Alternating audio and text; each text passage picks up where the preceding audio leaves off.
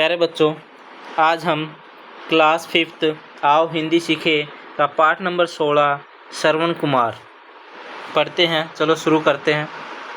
बच्चों, आपने श्रवण कुमार का नाम अवश्य सुना होगा। सभी बच्चों ने सुना होगा श्रवण कुमार का नाम। श्रवण कुमार बहुत ही आज्ञाकारी बालक थे। अपने माता पिता जो कि अंधे थे उसको उन्हें जो है यात्रा पे ले जाते हैं, है ना। वह बहुत आज्ञाकारी बालक था।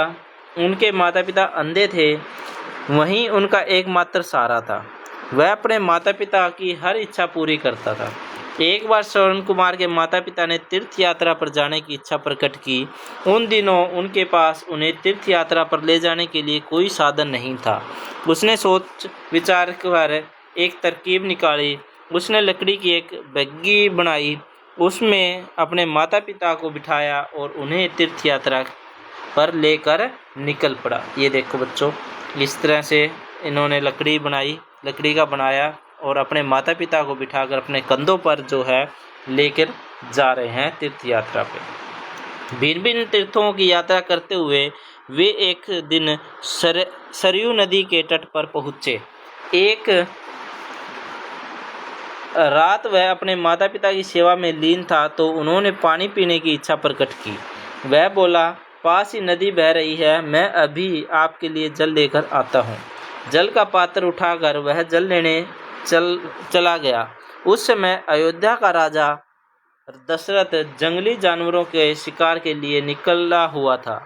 जब श्रवण कुमार ने अपना बर्तन नदी में जल भरने के लिए डुबोया, तब पानी भरने की आवाज़ हुई, जिससे सुनकर राजा दशरथ ने सोचा कि कोई जंगली जानवर नदी पर पानी पीने के लिए आया है। उसने आवाज़ की दिशा में अपने धनुष से एक बाण छोड़ा जो श्रवण के सीने में जा लगा।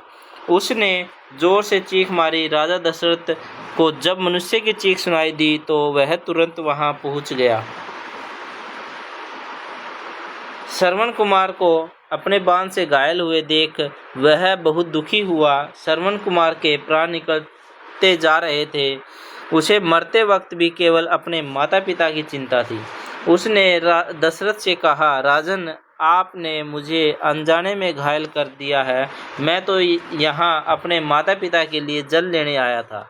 यहाँ से कुछ ही दूरी पर वे एक पेड़ के नीचे बैठे मेरी प्रतीक्षा कर रहे हैं, क्योंकि वे बहुत प्यासे हैं। आप उन्हें जल ले जाकर पिला दीजिए। यह कहकर उसने प्राण त्याग दिए। धन्य है श्रवण कुमार, जिसे मरते वक्त भी अपने माता पिता का ध्यान था। वह जिया तो अपने माता पिता के लिए और मरा तो भी अपने माता पिता के लिए। ठीक है बच्चों, तो हमें भी क्या है, श्रवण कुमार की तरह ही अपने माता पिता का आज्ञाकारी ही होना चाहिए। ठीक है, आगे देखो, अभ्यास करते हैं बच्चों। नीचे गुरुमुखी और देवनागरी लिपि में दिए गए शब्दों को पढ़ो और हिंदी शब्दों को लिखने का अभ्यास करो। आज्ञाकारी, चिंता, दशरथ, तीर्थ यात्रा, सेवा, जंगली। ठीक है बच्चों, आगे देखो। नीचे एक ही अर्थ के लिए पंजाबी और हिंदी भाषा में शब्द दिए गए हैं। इन्हें ध्यान से पढ़ो और हिंदी शब्दों को लिखो। देखो, एक तरफ पंजाबी के एक तरफ हिंदी के हैं, उनको पढ़ना है। अर्थ दोनों का सेम है। श्रवण, भांडा यानी पात्र या बर्तन, छाती यानी कि सीना, अन्ना यानी अंधा, तीर यानी कि बाण। ठीक है, आगे देखो, पढ़ो, समझो और लिखो। आज्ञा यानी कि आज्ञा, श्रवण, आधा स और ये अवश्य, त्रय पात्र एकमात्र, आधा न और ध अंधा, आधा च और छ इच्छा, आधा ध य अयोध्या, आधा स य मनुष्य, आधा क त वक्त, आधा प य प्यास, आधा त य त्याग, आधा न य धन्य, आधा न और न भिन्न। ठीक है बच्चों, आगे देखो। शब्दार्थ यानी कि शब्दों के अर्थ। आज्ञाकारी, आदेश का पालन करने वाला। एकमात्र, अकेला।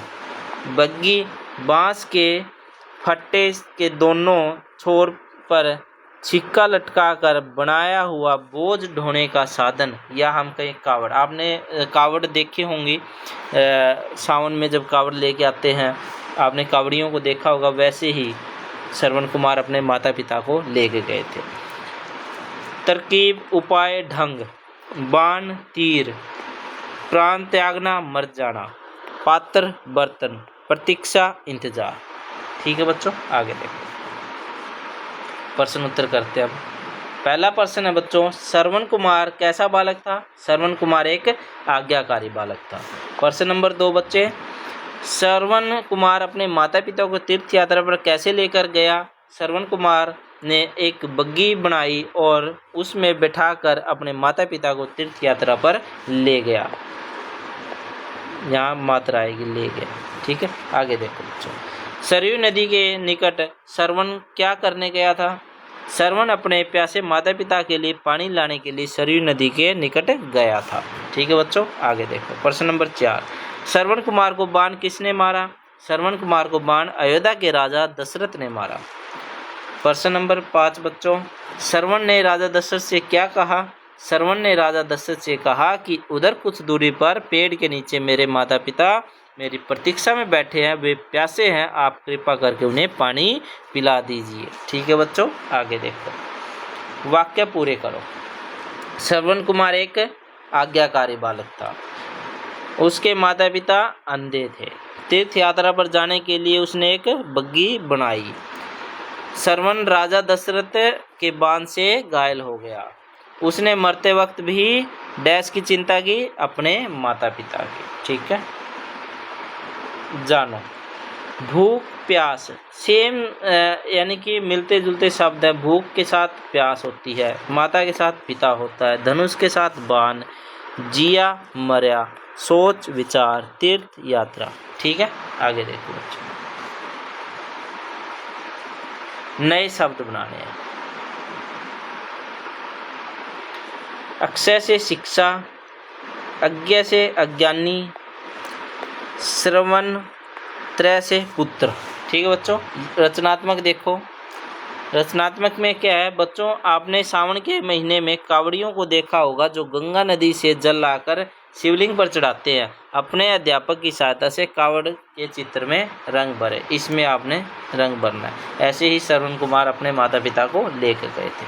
ठीक है बच्चों, ये लेसन आपका कंप्लीट। Thank you.